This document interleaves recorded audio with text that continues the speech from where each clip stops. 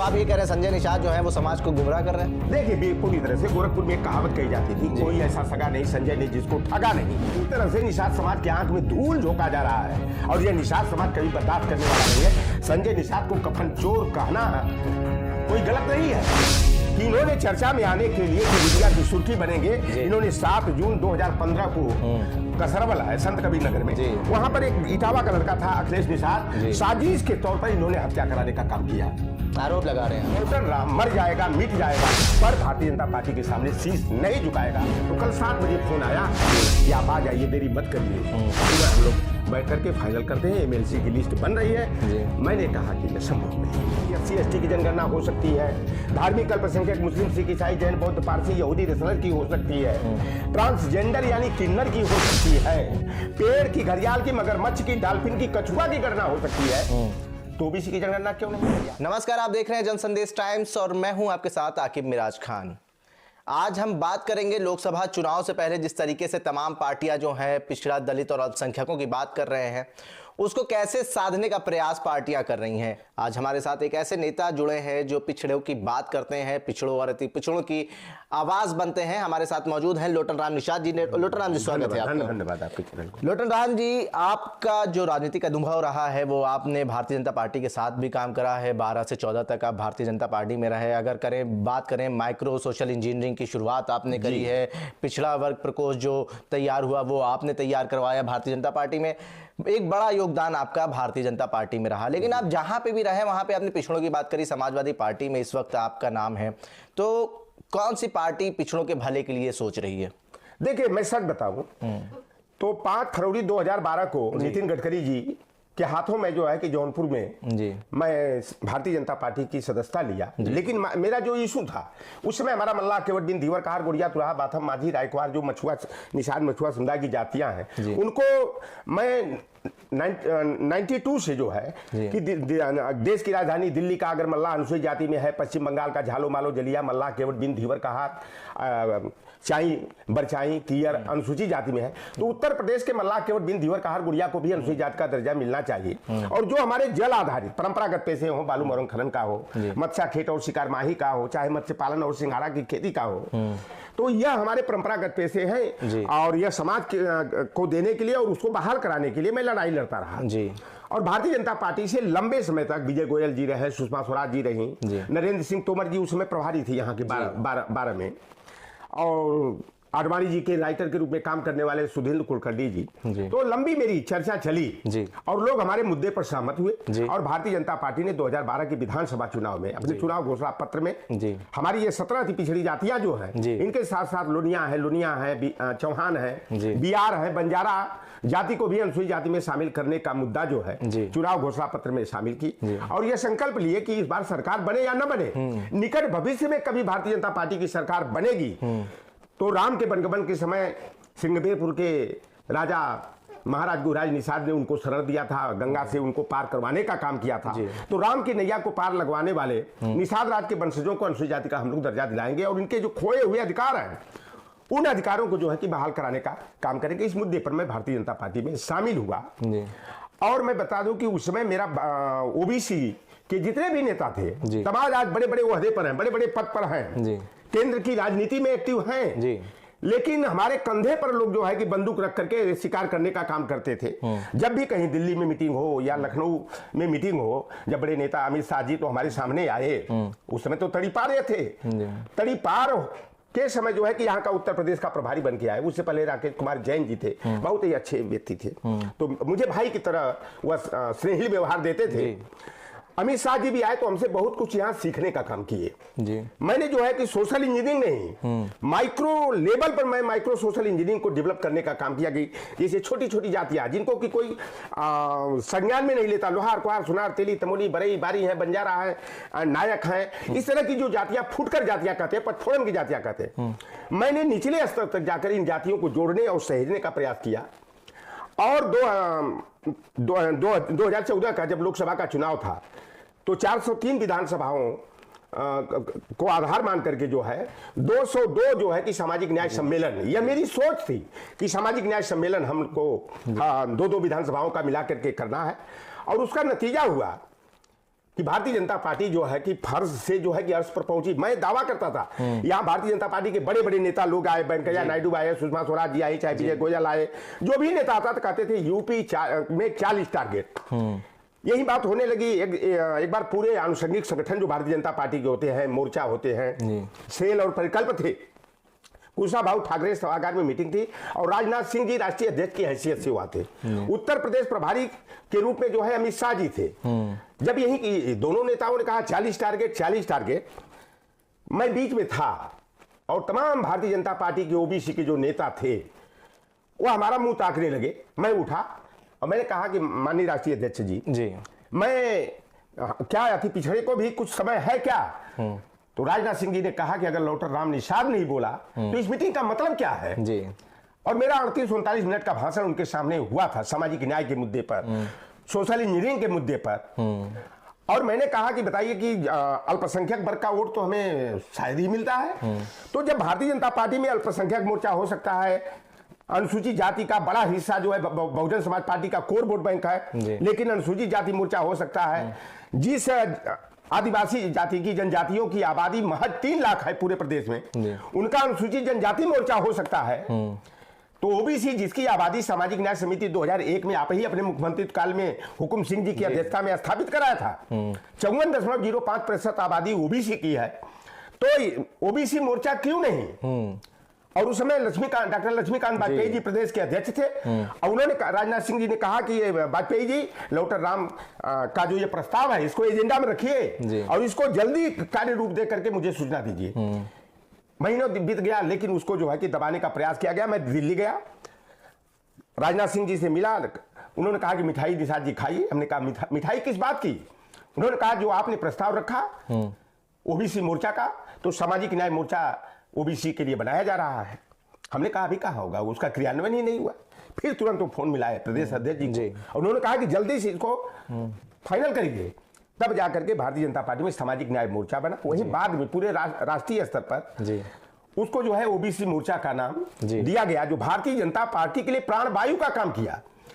जब भाजपा के नेता 40 की टारगेट की बात करें, मैंने वहां पर राष्ट्रीय अध्यक्ष जी के सामने कहा कि माननीय राष्ट्रीय अध्यक्ष जी और माननीय प्रदेश प्रभारी जी, मैं गुजरात भी बहुत घुमा हूं, मैं पूरे देश का 18 प्रदेशों का मुझे अनुभव है सोशल इंजीनियरिंग का, माइक्रो सोशल इंजीनियरिंग का। और मैंने कहा कि ये 40 का टारगेट क्यों, जब हम उत्तर प्रदेश में 52 सीट 57 सीट जीत चुके हैं। जब लक्ष्य हमारा छोटा रहेगा तो परिणाम भी छोटा मिलेगा। तो हमने कहा क्यों नहीं हम 80 के 80 का रखते हैं, क्यों नहीं हम 65 और 70 का टारगेट रखते हैं, क्यों नहीं हम 70 प्लस का टारगेट रखते हैं। तो अमित शाह जी ने कहा कि mister Nishad you are hyperbolic. मैंने कहा हाइपरबोलिक नहीं, मैं जमीनी सच्चाई बता रहा हूं। और मैं आए दिन मीडिया में 65 से 70, 65 से 70, 60 से 65 मैं जैसा एनालिसिस करता था मैं बोलता था, तो तमाम लोग इसे हास्यास्पद समझते थे। लेकिन बीच में ही मुझे भारतीय जनता पार्टी को छोड़ना पड़ा इस मुद्दे पर कि जो एजेंडा हमारे निषाद मछुआरों का था, अति पिछड़ी जातियों का था, वह मुद्दा जो 2012 के चुनाव घोषणा पत्र में शामिल किया गया था। नितिन गडकरी जी ने 5 अक्टूबर 2012 को दिल्ली के मावलंकर ऑडिटोरियम में संकल्प यह लिया था, सुषमा स्वराज जी भी रही उस मीटिंग में, फिशरमैन विजन डॉक्यूमेंट्स जारी करके कि जब हमारी सरकार बनेगी 2014 में तो हम आरक्षण की विसंगति को दूर करके पूरे देश के मछुआरा जातियों को एससी और एसटी का स्टेटस देने का काम करेंगे और ब्लू रिवोल्यूशन यानी नीली क्रांति के माध्यम से मछुआरा समाज का आर्थिक विकास करने का काम करेंगे। लेकिन वह 2014 के चुनाव घोषणा पत्र में नहीं आया और उल्टे आ गया कि ओबीसी सरकार बनने पर ओबीसी आरक्षण की समीक्षा की जाएगी। मैं सीधे जो है राजनाथ सिंह जी का वोट पड़ा जिस दिन, उस दिन चुनाव घोषणा पत्र मिला है। मैं देखा कि जब ओबीसी आरक्षण की समीक्षा होगी तो मैंने नरेंद्र मोदी जी से प्रयास किया, लेकिन मेरी बात नहीं हो पाई। 2 दिन तक प्रयास किया, फोन उठा, लेकिन हुआ कि निषाद जी हम तिरुपति बालाजी जा रहे हैं, चेन्नई जा रहे हैं, तो बंबई जा रहे हैं, आएंगे तो आपसे शाम को बात करेंगे, लेकिन नहीं हो पाई। फिर मैं अमित शाह जी से बात किया तो उन्होंने कहा निषाद जी क्यों परेशान हो आप? हमने कहा परेशान हूं कि मेरा सामाजिक मुद्दा कहां गया, मैं समाज में कौन सा इशू लेके जाऊं, भारतीय जनता पार्टी की कौन सी नीतियां पिछड़ा और अति पिछड़ा के हित में है, मैं कैसे मेरी जवाबदेही क्या है। तो उन्होंने कहा कि आपने ओबीसी को 25 टिकट देने का प्रस्ताव रखे थे, क्या 25 टिकट नहीं दिए क्या? हमने कहा टिकट दिए, यह पार्टी को बेहतर इसका परिणाम मिलेगा, वो सांसद बन जाएगा, लेकिन जो समाज है उस समाज को क्या मिलेगा? इसी पर थोड़ा हाथ टाक हुआ और मैं भारतीय जनता पार्टी छोड़कर समाजवादी पार्टी की तरफ चला गया। तो मुझे जो है कि ये माइक्रो सोशल इंजीनियरिंग को साध रही आज बीजेपी।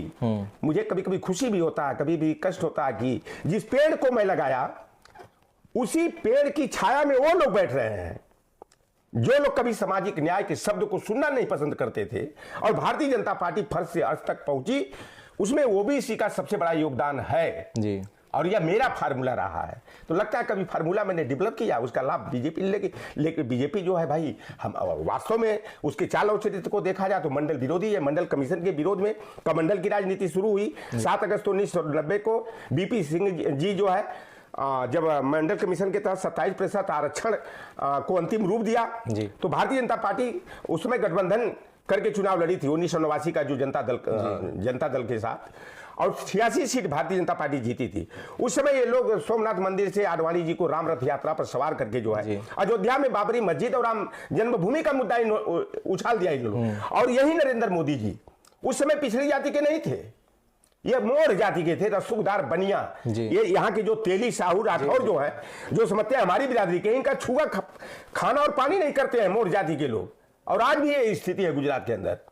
ये केवल जो है कि इनको एक साजिश के तहत, जैसे ये हुआ कि 1925 में आरएसएस बना, 100 वर्ष के अंदर भारत को हिंदू राष्ट्र बनाना है, तो ये लोग लॉन्ग पीरियड का गेम खेलते हैं।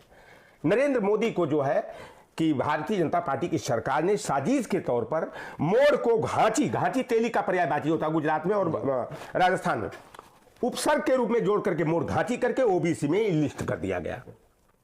और यही मोदी जी जब राम रथ यात्रा चली आडवाणी जी का, तो ये जो है कि उसका सारथी बन के आगे चलने का काम किए।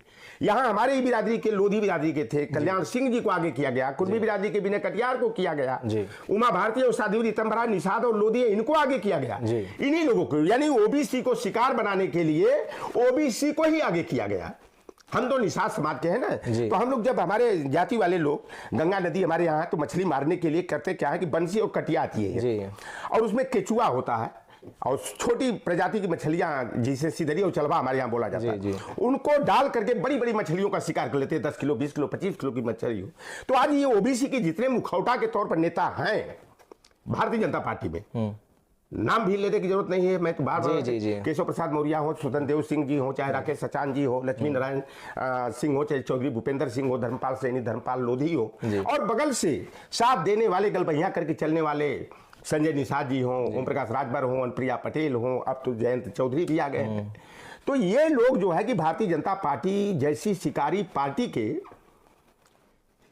ये चारा के रूप में इस्तेमाल किए जा रहे हैं, मुखौटा के रूप में। अभी मोहन यादव आए थे अभी 4 दिन पहले यहाँ पर, और हमारी टीम ने वहाँ पर उनका खदेड़ा करने का काम किया था। वहाँ यादव समाज के लोग थोड़े गए थे, वो भारतीय जनता पार्टी के वो नेता थे जो ओबीसी की सूची में नहीं आते हैं। और जो लोगों ने कहा मोहन यादव वापस जाओ, भाई मोहन यादव आज आकर कह रहे हैं, अपना रिश्ता बता रहे हैं कि हमारे पूर्वज जो है 400 वर्ष पहले आजमगढ़ से गए, हमारा तो मध्य प्रदेश से, हमारा उत्तर प्रदेश से बड़ा घनिष्ठ संबंध है, खून का संबंध है, मैं कृष्णवंशी हूँ। अरे कैसे कृष्णवंशी हुआ भैया? हमारे यहाँ कहा जाता है कि जो दुश्मन का मित्र होता है वह दुश्मन होता है, और दुश्मन का दुश्मन मित्र होता है। तो जो हमारे ओबीसी आरक्षण की विरोधी जो पार्टी है, मंडल कमीशन की विरोधी है, अगर उसकी टीम का कोई सदस्य है तो हमारा दुश्मन हुआ कि नहीं, हमारे ओबीसी का दुश्मन हुआ कि नहीं? मध्य प्रदेश में सरकार है, तो संजय निषाद तो प्रयास कर रहे हैं ना आरक्षण दिलाने का। कब दिलवाएंगे? जब 2022 का चुनाव था और 17 दिसंबर 2021 को कार्यक्रम हुआ था ना रमादेवी पार्क में, वहां पर आरक्षण का प्रस्ताव संजय निषाद या इंडिया फैमिली ने नहीं लाया। भारतीय जनता पार्टी के किसी नेता ने जो है राम और निषाद राज की मित्रता की बात तो किया, लेकिन क्या निषादों के आरक्षण के मुद्दे पर कोई चर्चा हुई? क्या निषादों के परंपरागत अधिकारों की कोई मुद्दा हुई? जब से भारतीय जनता पार्टी की सरकार बनी है, ई टेंडरिंग की व्यवस्था को लागू करके, तो हम जब संजय निषाद से बात करते हैं तो वो कहते हैं हम प्रयास कर रहे हैं और बहुत ही जल्द ये जो है धरातल पे उतरेगा। अब अब कब उतरेगा? अब तो लोकसभा की डुगडुगी बैठने वाली है, शायद 12 नहीं तो 14 तारीख को जो है आचार संहिता लागू हो जाएगी जी। तो भैया बात बताओ, काट की हांडी एक बार चढ़ती है, बार बार नहीं चढ़ती है। कब कब जो है कि समाज को गुमराह करने का कोई काम करेगा? तो आप ये कह रहे हैं संजय निषाद जो है वो समाज को गुमराह कर रहे हैं? देखिए पूरी तरह से गोरखपुर में एक कहावत कही जाती थी, कोई ऐसा सगा नहीं संजय ने जिसको ठगा नहीं। और निषाद पार्टी बनाए तो निषाद पार्टी क्या निषादों की पार्टी है? जितना 16 टिकट मिला इन्होंने बेचने का काम किया, तो सौदेबाजी करते हैं। ओम प्रकाश राजभर को सपा ने 16 टिकट दिया, बाप बेटा के अलावा कोई राजभर क्यों नहीं चुनाव लड़ा? बड़े बड़े माफिया, धन्ना सेठ, गुंडे और अपराधी चुनाव लड़ते हैं। तो ये लोग निषाद समाज को, राजभर समाज को गुमराह करके, केवल जो है सौदेबाजी करके और टिकट बेच करके जो है अपना घर भरने का काम करते हैं। संजय निषाद निषाद पार्टी की बात करते हैं और वह भाजपा से एमएलसी है। उनका बेटा जो है प्रवीण निषाद संत कबीर नगर से भाजपा के सिंबल पर सांसद है। एक बेटा श्रवण कुमार जो है कि चौरी चौरा से भाजपा का विधायक है। तो भैया ये बताओ कि निषाद पार्टी का राष्ट्रीय अध्यक्ष, प्रदेश अध्यक्ष, प्रदेश प्रभारी वो भारतीय जनता पार्टी के सिंबल पर सांसद विधायक एमएलसी है, तो यह पार्टी कैसी हुई भाई? अगर दूसरा कोई रहता तो मान लिया जाता। तो यह पूरी तरह से निषाद समाज की आंख में धूल झोंका जा रहा है और यह निषाद समाज कभी बर्दाश्त करने वाला नहीं है। संजय निषाद को कफन चोर कहना कोई गलत नहीं है कि इन्होंने चर्चा में आने के लिए कि मीडिया की सुर्खी बनेंगे, इन्होंने 7 जून 2015 को कसरवल है संत कबीर नगर में, वहां पर एक इटावा का लड़का था अखिलेश निषाद, साजिश के तौर पर इन्होंने हत्या कराने का काम किया। आरोप लगा रहे हैं आप? आरोप नहीं लगा रहे हैं। संजय निषाद, मैं कहता हूं सीबीआई जांच कराओ ना उस हत्याकांड की, फूलन देवी के हत्याकांड की सीबीआई कराओ ना। फूलन देवी की मूर्ति हम 25 जून 2021 को लगाने जा रहे थे, 18 जिलों में 35-35 फुट ऊंची मूर्तियां, यही संजय निषाद और योगी आदित्यनाथ जी मिलकर के इतना पुलिस पीएससी लगा दिए कि मूर्ति लगाने से रोक दिए। अखिलेश यादव ने निषाद समाज को मान सम्मान पहचान देने के लिए 5 अप्रैल को निषाद राज जयंती और कश्यप ऋषि जयंती का सार्वजनिक अवकाश घोषित किए थे। तो ये राम और निषाद राज की मित्रता का हवाला देकर निषादों का वोट लूटने वाले, लेने वाले लोग निषाद राज जयंती का अवकाश को खत्म कर दिए। तो एक सवाल इसमें यह भी बनता है, स्वामी प्रसाद मौर्य भी आपके साथ थे, वो भी पिछड़ों की बात करते थे, तो उन्होंने भी कहा कि देखिए मेरा सम्मान नहीं हो रहा है तो मैं अपनी पार्टी अलग बनाऊंगा।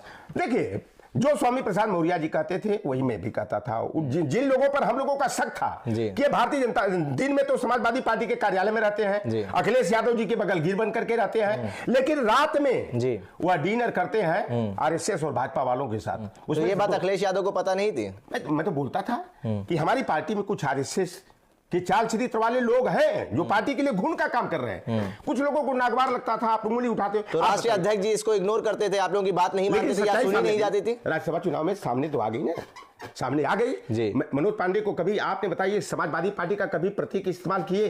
कभी सपा की टोपी लगाए, कभी पट्टा लगाए, कभी जो है कि गमछा लगाए?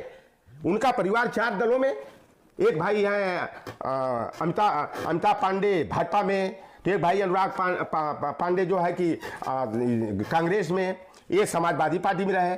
उनकी एक भौजाई है, चूल्हा एक है, एक ही किचन में खाना बनता है, भौजाई जो है बसपा में है। ये क्या तमाशा है भाई? हम दूसरे पर उंगली उठाते हैं तो हम ऐसा तो हम ना करना कि मेरे ऊपर भी उंगली उठे।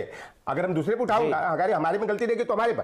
तो देर आए दुरुस्त आए, जो कूड़ा करकट के रूप में समाजवादी पार्टी में थे, जिसे सूप में अनाज हम लोग फटकते हैं, तो आप उनको कूड़ा करकट कह रहे हैं? कूड़ा करकट ही कहे जाएंगे। वो सूप से अनाज जब फटकते हैं तो अच्छा अनाज जो रहता है सूप में रह जाता है, कूड़ा करकट बाहर हो जाता है। तो जो समाजवादी पार्टी की जड़ों में मट्ठा घोलने का, गर्म पानी डालने का काम कर रहे थे, असल मुद्दे से अखिलेश यादव जी का ध्यान भटकाने का काम करते थे। कभी परशुराम के फरसा पकड़वा देते थे, कभी परशुराम की प्रतिमा का मीडिया ट्रायल करा देते थे, जिससे हमारे बहुजन वर्ग, ओबीसी, एससी, एसटी, माइनॉरिटी में गलत संदेश जाता था। तो वह लोग कम से कम वहां से दूर हट गए। लेकिन एक सवाल लोटन राम जी ये भी तो बन रहा है कि जो स्वामी प्रसाद मौर्य बोल के हटे थे कि यहाँ पे हमारी बातों को तवज्जो नहीं दी जा रही है, हमारी बातों का सम्मान नहीं करा जा रहा है, वहीं दूसरी ओर अखिलेश यादव पीडीए की बात कर रहे हैं, पीडीए का मुद्दा लेके चल रहे हैं, जिससे जो विधायक थे उन्होंने क्रॉस वोटिंग करी है। तो क्या दोनों वर्ग के लोग जो हैं वो अखिलेश यादव से नाराज हैं क्या इस वक्त? देखिए ये सब होता है चुनाव के समय। अब कर्नाटक में देखिए भारतीय जनता पार्टी के लोग क्रॉस वोटिंग नहीं किए। वो जहां की जैसी परिस्थिति आई है तो यहाँ हमको तो पहले संदेह था कि जिनको सचेतक बनाया गया समाजवादी पार्टी का, और वही हमारे वोट की रखवाली करेंगे। अरे भाई आप बताइए कि अगर बिल्ली से दूध और दही की रखवाली कराने की बात आप सोचते हैं तो आपसे मूर्ख कोई होगा? और जंगली कुत्ता अगर है और उसे सोचेंगे कि मेमना की रखवाली कर लें, तो यह बात समझ से परे है। उसी तरह से बताइए, मनोज पांडे जी ये सचेतक थे जी, विधायक दल के, और उन्हीं को दिखाकर वोट डाला जाता कि हम अपने क्रॉस वोटिंग कर रहे हैं कि अपने दल को दे रहे हैं। जी। हम लोगों को बड़ी चिंता सता रही थी कि कहीं मनोज पांडे ही ना बैठ जाएं वहां पर वोट देखने के लिए। और यह है कि समय से उन्होंने अपना चाल और चरित्र उजागर कर दिया। लेकिन सवाल ये भी है, अखिलेश यादव ने अभी तक उनको निकाला क्यों नहीं फिर? वो ऐसा है कि याचिका दायर की जाती है विधानसभा अध्यक्ष के यहाँ सदस्यता खत्म करने के लिए। एक नियम होता है जी, कि किसी भी दल से अलग हुआ व्यक्ति तभी जो है कि अपनी सदस्यता को बरकरार रखेगा जब 2/3 लोग टूट के जाएं। तो अगर 110 हमारे पास विधायक थे तो इसका 2/3 जो है कि टूटना चाहिए। टूटे हैं कितना? 8। तो 8 लोगों पर जो है कि विधानसभा में याचिका दायर की जाएगी। 6 महीने के अंदर उनकी सदस्यता खत्म हो जाएगी। और मैं तो कहूंगा कि अगर इनके अंदर परशुराम का डीएनए हो, राणा प्रताप और भगवान पुरुषोत्तम राम का अगर डीएनए हो, तो इन लोगों को विधानसभा से इस्तीफा दे करके पुनः जो है कि जनता की अदालत में जाना चाहिए। और मैं तो दावे के साथ कहता हूं कि गौरीगंज के विधायक हो, चाहे अकबरपुर के विधायक हो, चाहे ऊंचाहार के विधायक हो, ये इस्तीफा दे करके अगर इनकी हिम्मत है तो चले फिर चुनाव का सामना करें। भारतीय जनता पार्टी के सिंबल पर इनको धूल चटा दिया जाएगा। ओबीसी की वो ताकत है जी। ये ओबीसी के वोट से विधायक बन करके ओबीसी के साथ ही अन्याय कराते हैं लोग। कभी ओबीसी के ऊपर अत्याचार होता है, अन्याय होता है, तो क्यों नहीं उस पर आवाज उठाते हैं जी। तो यह है कि समय काल परिस्थितियों के अनुसार हमारी पार्टी में जो कुछ कमी रही है उसका नट बोल्ट कस के अब सही किया जा रहा है। और पीडीए जो फार्मूला है, उस पीडीए फार्मूला के तहत हम लोग। क्या ये समाजवादी पार्टी को लोटन राम जी कोई मुद्दा नहीं मिल रहा था? तमाम मुद्दे जो हैं इस वक्त चर्चाओं में बने हुए हैं, तो पीडीए का मुद्दा क्यों जरूरी है इस वक्त समाज के लिए? देखिए, अगर असल में कहिए तो एक बाबा साहब भीमराव अंबेडकर ने संविधान के अनुच्छेद संख्या 15(4), 16(4), 16(4)A में व्यवस्था दी है, जिसकी जितनी संख्या भारी उसकी उतनी हिस्सेदारी। और समाजवादी पार्टी इस मुद्दे को बड़ा तेजी से उठा रही थी कि जातिगत जनगणना होनी चाहिए और जिसका जितना वोट पॉपुलेशन शेयर है उसके हिसाब से उनको प्रेजेंटेशन मिलना चाहिए। तो पीडीए जो है, ये पीड़ित, चाहे वो मुसलमान हो, चाहे दलित हो, चाहे आदिवासी हो, चाहे पिछड़ा औरत पिछड़ा हो, या मनुवादी व्यवस्था के तहत जो है एक सताया हुआ वर्ग है, तो इनकी तो बात हम करेंगे जिनकी संख्या जो है 90+ से कम नहीं है। हम तो चाहते हैं कि जातिवार जनगणना हो जी। और यह तो दूध का दूध और पानी का पानी हो जाए कि कौन कितनी संख्या में है जी। भाई जब SC/ST की जनगणना हो सकती है, धार्मिक अल्पसंख्यक मुस्लिम, सिख, ईसाई, जैन, बौद्ध, पारसी, यहूदी, रेसलर की हो सकती है, ट्रांसजेंडर यानी किन्नर की हो सकती है, पेड़ की, घड़ियाल की, मगरमच्छ की, डॉल्फिन की, कछुआ की गणना हो सकती है, तो ओबीसी की जनगणना क्यों नहीं? बिहार की सरकार ने जो लोग दावे करते थे 14% हम है, 12% हम है, जब जनगणना हुई तो 2% पर सिमट गए। सच्चाई सामने आ गई तो बौखला गए लोग। तेजस्वी यादव ने जो वादा किया था कि हमारी सरकार बनेगी, हम 10 लाख लोगों को रोजगार, नौकरी देने का काम करेंगे, रोजगार नहीं कहा, नौकरी देने का काम करेंगे। और उस लड़के ने जब तक नीतीश चाचा पलटी नहीं मारे थे, भाजपा के खेमे में थे, बता दीजिए एक वैकेंसी निकाले हो? 17 महीने तक जो चाचा भतीजा का की जोड़ी वहां चली। और तेजस्वी यादव ने जो कहा था वह धरातल उतारा कि 9 लाख लोगों को नौकरी देने का काम किए। शिक्षा के क्षेत्र में, स्वास्थ्य के क्षेत्र में, पुलिस के क्षेत्र में अभी बहुत सी वैकेंसियां आने वाली थी। लेकिन वही मनुवादी ताकतें जो कि हमारा वोट लेकर सरकार बनाने के बाद संविधान प्रदत्त जो व्यवस्था है उसको लूटने का काम कर रहे थे, हमारे लोगों को उससे वंचित करने का काम कर रहे थे। उनके पेट में दर्द होने लगा। और नीतीश कुमार जी का शायद कोई वीडियो रहा है बेडरूम का, उसको दिखा करके कि सार्वजनिक करेंगे। जैसा अभी अब देख लीजिए, बगल में एक सांसद महोदय है ना यहाँ के बाराबंकी के, जो उम्मीदवार भी घोषित हुए थे, जिस तरह से उनका वीडियो, संभवतः वैसा ही वीडियो पलटू राम का भी रहा है। और इसलिए डर दिखा करके वो चाचा भतीजा की जोड़ी को अलग करने का काम किया गया। और असल मुद्दा तो था कि पिछड़ों को इतनी बड़ी संख्या में नौकरी क्यों मिल रही है जी। और यहां तक जी 25% अनारक्षित सीटें हैं, उसमें 17-18% जो है कि हमारे उत्तर प्रदेश के ओबीसी के बच्चे जनरल में हो जाएंगे ना, बिहार में दूसरे राज्य है, वो बच्चे पा गए। लोटर राम निषाद की 2 बेटियां नौकरी पा गई, एक लेक्चरर हो गई, एक प्राइमरी की टीचर हो गई, और अनारक्षित कोटे में हो गई। तो इन लोगों के पेट में दर्द होने लगा। और यह हुआ कि अगर नीतीश कुमार और तेजस्वी की जोड़ी अगर पूरा कार्यकाल कर ली तब तो हम लोगों की खटिया खड़ी हो जाएगी। और हम लोग तो इस मुद्दे पर ही लड़ाई लड़ेंगे 2024 का चुनाव। और राहुल गांधी जी भी उस मुद्दे पर रहे कि जिसकी जितनी आबादी हो उसकी उतनी हिस्सेदारी हो। और 50% के रिजर्वेशन का जो बाउंडेशन है, जो सीलिंग है, वो सीलिंग टूटनी चाहिए। अगर ओबीसी की आबादी 60% है तो 60% SC/ST की तरह जो है कि कार्यपालिका मिलना चाहिए। हम तो कहते हैं कार्यपालिका में ही नहीं रिजर्वेशन हम लोगों को विधायिका में भी चाहिए। जब पंचायतों में, नगर पंचायतों में जो है कि चुनाव ये कहते हैं आरक्षण कोटा हो सकता है, तो भाई विधायिका में क्यों ना हो, संसद और विधानसभा में क्यों नहीं होना चाहिए। उसमें भी, न्यायपालिका में भी आरक्षण हो, और निजी क्षेत्रों में भी हमें आरक्षण मिलना चाहिए। Diversity reservation policy affirmative action के तहत होना चाहिए। आज ये सरकार, कांग्रेस कि योगदान को नकारा नहीं जा सकता कि कांग्रेस पार्टी ने देश की तरक्की के लिए, जब देश आजाद हुआ तो भूखों नंगों का यह भारत था, लोगों को पहनने के लिए कपड़ा नहीं, खाने को भोजन नहीं था, लेकिन पंडित जवाहरलाल नेहरू हो, इंदिरा गांधी हो, लाल बहादुर शास्त्री जी हो,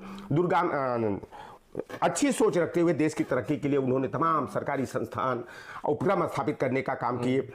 गेल है, सेल है, भेल रेल, ONGC, NTPC है, SCL है, कोल माइंस है, पोर्ट ट्रस्ट है, एयरपोर्ट है, उर्वरक के कारखाने हैं, शुगर मिल्स हैं, काटन मिल्स है, तमाम IIMs आप देख लीजिए, यूनिवर्सिटी देख लीजिए, IIT देखिए, IIM, ये सब तो कांग्रेस की ही देन है ना। ये लोग तो केवल झूठ, गोदी मीडिया के माध्यम से झूठी खबरें प्रकाशित कराते हैं और धरातल पर सच्चाई कुछ और होती है। तो ये केवल जो है कि मदारगिरी करके जो है ना OBC SC/ST को गुमराह करने का काम करते हैं, और जनता है कि सब कुछ जानती है। 2024 में इनके पैरों की जमीन खिसक गई, अंदाजा है, इसीलिए तो थूक कर चाटने का काम किए। मोदी जी ने क्या कहा था, बिहार में जाकर के नीतीश जी के दरवाजे सदैव के लिए बंद हो गए हैं, और नीतीश जी भी बेचारे कहते थे कि हम जहर खा के मरना कबूल कर लेंगे लेकिन भारतीय जनता पार्टी के दरवाजे नहीं जाएंगे। लेकिन दोनों लोगों ने थूक कर चाट लिया। जयंत जी चवन्नी कर रहे थे, खोटा चवन्नी साबित हो गए। जिस कर्पूरी ठाकुर को बिहार में जनता पार्टी की सरकार में 1978 में 27% OBC को 3% महिलाओं को आरक्षण दिया गया था, तो यही मनुवादी जनसंघ, भारतीय जनता पार्टी का पुराना नाम जनसंघ रहा है 80 से पहले। इन लोगों ने कहा ये आरक्षण कहां से आई, कर्पूरिया का माई बहन भी आई, कर्पूरा दाढ़ी बना ले उस्तुरा। उन्हें अब आज वोट OBC को शिकार बनाने के लिए, MBC को शिकार बनाने के लिए भारत रत्न दे रहे हैं। जमींदारी उन्मूलन चौधरी चरण सिंह जब किए तो इनके मां बहन की बद्दी गाली दी गई, और आज चौधरी चरण सिंह के प्रति ये अच्छा भाव आ गया है कि अब चौधरी चरण सिंह को भारत रत्न दे रहे हैं। ये केवल किसानों और OBC को गुमराह करने के कर रहे हैं। ये डैमेज कंट्रोल बताए, 746 किसान मर गए थे पिछले साल जो आंदोलन चल रहा था। इस साल आप देखें 7 लेयर में कील और कांटे गोरे गए, जैसे कि आतंकवादी को जा रहा है। आतंकवादियों के लिए भारत की सीमा पर इस तरह का कंटक नहीं बिछाया जाएगा। चाइना कब्जा करता हुआ आ रहा है और चाइना के मार्ग में रुकावट नहीं डाली जा रही है। एक बताइए, पैसे को पानी की तरह जो है केवल विज्ञापन पर गोदी मीडिया को दिया जा रहा है। और जितने भारतीय बैंकों के लुटेरे हैं 29 में, या जिनका कर्जा अरबों कर्जा जो है बट्टा खाता में डाल दिया गया। किसान का 50,000 है तो RC जारी कर दी जाती है, तहसील से जेल में डाल दिया जाता है। और नीरव मोदी, निशान मोदी, ललित मोदी, ये क्या है? ये सारे के सारे, और लगता है कि गुजरात को छोड़कर जितने भारतीय जनता पार्टी के नेता हैं सब जो है कि अपना हथियार डाल करके जो है अमित शाह और नरेंद्र मोदी की गुलामी करने का संकल्प ले लिए हैं कि सारे देश का खजाना जो है, भारतीय बैंकों का पैसा लुटवा करके गुजरात के 28 बनिया जो है हजम कर रहे हैं, विदेशों में जा करके जो है मौज मस्ती कर रहे हैं। और गुजरात के अलग राज्यों के नेता जो है कुंडली मारकर निस्वार्थ में अपनी जमीर को बेच करके जो है देश को पंगु बनाने का काम कर रहे हैं, देश की अर्थव्यवस्था को चौपट करने का काम कर रहे हैं, छात्र नौजवानों का भविष्य अंधकार में डालने का काम कर रहे हैं, किसानों को आय दुगना करने का काम किया, लेकिन किसानों को लूटने ठगने का काम कर रहे हैं, उनकी कमर तोड़ने का काम कर रहे हैं। तो 2024 के चुनाव में यह लाख कवायद कर लें, इंडिया गठबंधन की सरकार बनेगी। और उत्तर प्रदेश में जो है इंडिया गठबंधन और समाजवादी पार्टी कांग्रेस का जो गठबंधन है 70+ सीट जीतेगा, ये पूरा विश्वास है। उसी को लेकर के हम लोग जगह जा करके अपने लोगों के बीच में जोड़ने का, जगाने का काम कर रहे हैं। 2004 में 2009 में जो भाजपा की हैसियत उत्तर प्रदेश में रही है MP शेयर में, वही स्थिति ये 9 तक सीमित होकर के रह जाएंगे। दिल्ली जाने का इनका रास्ता बंद हो जाएगा। ठीक है, एक सवाल रहेगा लोटन राम जी कि आप पिछड़े और अति पिछड़ों की आवाज काफी उठाते हैं, लेकिन लोटन राम जी सदन में, किस सदन में नजर आएंगे और सदन में कब जाएंगे पिछड़ों और अति पिछड़ों की आवाज उठाने के? देखिए, मेरा एक लक्ष्य जो है कि सदन नहीं, आप जैसे शुभेच्छु जो हमारे हैं वो तमाम करोड़ों लोगों की अपेक्षा है कि लोटन राम की आवाज जो सड़कों पर उठती है वह आवाज सदन के अंदर उठनी चाहिए। अब वो तो नेतृत्व के ऊपर है कब जो है कि हमारा राजयोग जागृत करेंगे जी। लेकिन हमारी जो वैचारिकी है, सामाजिक न्याय की है, पिछड़े दलित वंचित अकलियत पसमानदा समाज के मान सम्मान और अधिकार की है, लौटन राम जो है कि उससे कोई समझौता नहीं करेगा, लड़ाई लड़ता रहेगा। ऑफर मिल रहा है भारतीय जनता पार्टी से? भारतीय जनता पार्टी से 3 बार, तीसरी बार कल ऑफर आया। पहले क्या फोन आया था, किसका फोन आया था? अब वो है लोग जो लोग जो है ना डैमेज कंट्रोल करने का काम करते हैं, उन्हीं लोगों का आया था। क्या ऑफर? भारतीय जनता पार्टी का जानते हैं क्या होता है? आरएसएस हैंडल करता है। पहले तो प्रस्ताव सितंबर में आया, लौटन राम बायोडाटा एलआई से खंगाल लिया गया, बच्चे कितने हैं, कितनी शिक्षा है, विवाहित है अविवाहित है, सारा खंगालने के बाद यह प्रस्ताव आया कि 3 बेटियों और बेटे की नौकरी दे देते हैं, आर्थिक मदद जो कहिए वो कर देते हैं, राजनीतिक समायोजन कर देंगे। उससे बात नहीं बनी। मैंने कहा कि अपनी वैचारिकी की हत्या करके जिस भारतीय जनता पार्टी को पानी पी कर मैं गाली देता हूं, मैं ओम प्रकाश राजभर और संजय निषाद नहीं बनना चाहता हूं कि जिसको गाली दूं जाकर के उसी के शरणागत हो जाऊं, उसके पैरों में लौट जाऊं। लौटन राम मर जाएगा, मिट जाएगा, पर भारतीय जनता पार्टी के सामने शीश नहीं झुकाएगा। मैं अपनी विचारधारा की हत्या नहीं करूंगा। क्या ऑफर दिया गया? मैंने कहा कि वही नहीं पता कि 4 बच्चों की नौकरी, आर्थिक मदद, सदन भेजने का भी कुछ वादा करा गया था, कुछ प्रस्ताव मिला था, राजनीतिक समायोजन। फिर उसके बाद 16 फरवरी को मेरे पास प्रस्ताव आया कि लौटन राम क्यों इधर उधर जा रहे हैं, बताइए भारतीय जनता पार्टी में आप रहे, कितना अच्छा है, आपको सम्मान मिलता था, आपने जो एजेंडे आगे किए, भारतीय जनता पार्टी उस एजेंडे पर आगे बढ़ रही है। असली पिछड़ों जो आप बाहर बोलते हैं, असली सामाजिक न्याय तो भारतीय जनता पार्टी में है। देखिए 29% जो है हमारे यहाँ मंत्री हैं, इतनी बड़ी बड़ी संख्या में सांसद हैं, 90 गो विधायक हमारे ओबीसी का हमने बनाया है, 67 को मैंने एससी का विधायक बनाया है।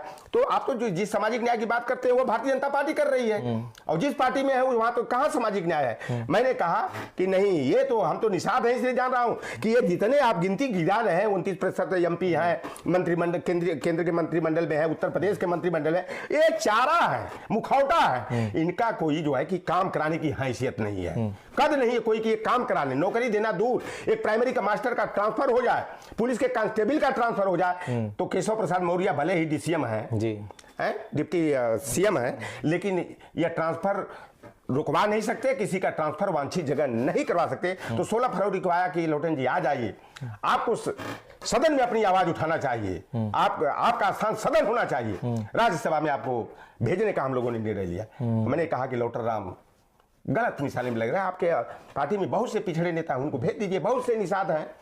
तो हमारी ही शिष्या, हमारे ही घर के बगल की, जो मेरे ही चलते हुए विधानसभा का चुनाव 2022 का हार गई, उसे राज्यसभा में भेज दिया गया। अभी कल फोन आया कि अभी देखिए समय है, अंतिम समय है, निषाद जी अपने भविष्य के बारे में भी सोचिए, आपकी आवाज जो है, आपका स्थान जो है कि विधान परिषद में होना चाहिए, राज्यसभा में होना चाहिए, आप जैसे लोगों का स्थान वहां होना चाहिए, क्यों भटक रहे हैं। तो कल 7 बजे फोन आया कि आप आ जाइए, देरी मत करिए, सुबह हम लोग बैठ करके फाइनल करते हैं, एमएलसी की लिस्ट बन रही है। मैंने कहा कि यह संभव नहीं है, कभी कभी होता है मन 1% होता है कि बकबक जो करता हूँ किसके लिए करता हूँ, तो एक तरफ होता है कि घर परिवार की तरफ देखने पर ये होता है कि चलो भैया स्वीकार कर ले, फिर जमीर जिंदा हो जाता है, उसूल जागृत हो जाता है, वो कहता है कि नहीं, अगर आप भी उसी रास्ते पर चले जाओगे तो आप में ओम प्रकाश राजभर और अनुप्रिया पटेल और संजय निषाद में कोई अंतर नहीं है, आपके का स्थान है। और आपके चलते आज मंडलवाद जिंदा है, अम्बेडकरवाद जिंदा है, पेरियार की चर्चा होती है, साहू जी महाराज, सावित्रीबाई फुले, डॉक्टर फातिमा शेख, कर्पूरी ठाकुर, जननायक बाबू जगदेव प्रसाद कुशवाहा की अगर विचारधारा आज तैर रही है तो उसका कारक लौटन राम निषाद है। इसलिए आप पर भरोसा है कि आप विचारधारा की हत्या नहीं करोगे, तो उस विचारधारा के लिए और मुझे कोई मलाल नहीं होता है, सुकून मुझे महसूस होता है कि लौटन राम एक अदना पैदल चलने वाला व्यक्ति, जिसका गांव में घर सिवान में डेरा, जिस विचारधारा को लेकर के यहाँ चला, यहाँ कोई जय मंडल बोलने वाला नहीं था। लौटन राम जय मंडल कहता था तो मंडल की बिरादरी के लोग ही नहीं समझ पाते थे कि लौटन राम जय मंडल क्यों कहता है। कोई कहता जय श्री राम की बात होनी चाहिए, जय मंडल की बात करता है। कोई कहता था जय भीम की बात होनी चाहिए, तो ये जय मंडल जय कर्पूरी की बात करता है। लेकिन आज आप सुनते होंगे कि लोग जब मिलते हैं, हमारे ओबीसी के लोग, माइनॉरिटी के लोग, तो जय मंडल, जय कर्पूरी, जय बोल रहे हैं। तो ये एक चीज हम लोगों ने ये रखा है, और यह नींव अगर पड़ गई है तो इस पर इमारत आज नहीं तो कल बनकर रहेगी। भले ही जेपी की तरह हम किसी सदन के सदस्य न बन पाए, लेकिन उसका मुझे सवाल मेरा रहेगा लौटन राम जी, ये जो लोकसभा का चुनाव है 2024 का, वो कितना महत्वपूर्ण है विपक्ष के लिए, और मायावती की उत्तर प्रदेश में क्या भूमिका रहनी चाहिए? मायावती जी की भूमिका आपने नहीं देख लिया कि 2022 का चुनाव हुआ, बहुत बड़ी दावे करती थी, 22% क्या हमारी वोट शेयर है, कितने पे आ गई थी? 12% पर सिमट गई। एक सीट केवल विधानसभा की निकली, वो तो निर्दल भी उमाशंकर लड़ते तो भी जीत जाते। और मायावती जी ने उसमें एक ना पता किस दबाव में बयान दे दिया कि जहां हमारी पार्टी कमजोर हो, समाजवादी पार्टी न जीत पाए, तो भारतीय जनता पार्टी को वोट दे देना। इन्होंने अपील जो है कि जारी किया था। तो मैं बहन जी से ऐसी अपेक्षा नहीं करूंगा। मान्यवर कांसी राम जी ने चप्पल पहन करके साइकिल से जो है जात को जमात में बदलने का काम किया था, और जिसकी जितनी संख्या भारी उसकी उतनी हिस्सेदारी सुनिश्चित करने का काम किया था। और नेताजी परम पूज्य मुलायम सिंह यादव जी ने जो है कि उन्हें इटावा से अपने गृह क्षेत्र से चुनाव लड़ा करके मानवर कांसीराम जी को लोकसभा में भेजने का सम्मान दिया था। तो ये जो मानवर कांसीराम जी और मुलायम सिंह यादव जी ने जो एक हाथ मिला करके जो इतिहास बदला था, कि उसमें नारा बड़ा जोरों से चला था, मिले मुलायम कांसी राम, हवा में उड़ गए जय श्री राम। जब राम लहर चल रही थी उस समय सपा बसपा गठबंधन की सरकार बनी, और उसी का नतीजा रहा है कि बहन मायावती जी बेशक जिनको गाली दिया जाता था, तिलक तराजू और तलवार, इनको मारो जूते चार, उन्हीं से जो है गलबहियां करके जो है, क्योंकि देखिए ये लोग जो है ना भाई से भाई में नफरत, आरएसएस के लोग नफरत पैदा कर देते हैं, पति से पत्नी में नफरत पैदा करके जो है अपनी राजनीति चमकाने का, अपना हित साधने का काम करते हैं। तो समाजवादी पार्टी और बसपा का गठबंधन तोड़वा करके, समर्थन दे करके, कभी सरकार में साझेदार बन करके, या जो है कि हमारी जो बहुजन की एकता थी उसको खंडित करने का काम किए। और बहन मायावती जी 4 बार अगर मुख्यमंत्री बनी तो उसमें नेताजी के योगदान को नकारा नहीं जा सकता। और बहुजन समाज अगर फिर ये गलती की, चाहे अकेले चुनाव लड़ करके और या अकेले चुनाव लड़ेगी, मैं लिख कर दे दूं कि कैसे समाजवादी पार्टी का वोटों का बिखराव हो। बहन मायावती जी भले भाजपा की शर्तों पर कुछ समझौता करके करे, और कैंडिडेट जो घोषित होगा वह भाजपा के रणनीतिकार जो है वह उम्मीदवारी तय करने का काम करेंगे। और मैं बहन मायावती जी से चाहूंगा कि आप का चाल और चरित्र भाजपा के बी टीम के रूप में नहीं दिखना चाहिए, बल्कि बहुजन हित चिंतिका के रूप में दिखना चाहिए। जो आपके अंदर मलाल हो, वो मलाल को दूर करके अपने जो आपके चाचा अरे भतीजे का बुआ का जो रिश्ता था उसमें मधुरता लाने का और चीनी घोलने का काम करेंगी। और नहीं तो बहुजन समाज जो है ना, अगर फर्श से आपको अर्श पर पहुंचाने का काम किया तो पटक करके जो है कि पूरा फर्श पर धूल चटाने में भी देरी नहीं करेगा। क्योंकि सबसे बड़ा खतरा जो हमारे 80 वर्ग के लोगों को दिखाई दे रहा है वो संविधान और लोकतंत्र के खत्म होने का अंदेशा दिखाई दे रहा है। और बहुजन समाज के लोग जो है बहन मायावती जी के झांसे में न आकर के 2024 में सपा का जो पीडीए फार्मूला है उस पर चलते हुए भाजपा को धूल चटाने का काम करेगा। बहुत बहुत शुक्रिया लोटन राम निशान जी। हमारे साथ पिछड़े और अति पिछड़ों की बेबाकी से आवाज बुलंद करने वाले नेता लोटन राम निशान जी हैं। उन्होंने जो अपनी राय थी, जो अपने विचार थे, वो हमसे साझा करें। ऐसे ही देश और दुनिया की तमाम खबरों को देखने के लिए जुड़े रहिए जनसंदेश टाइम्स के साथ।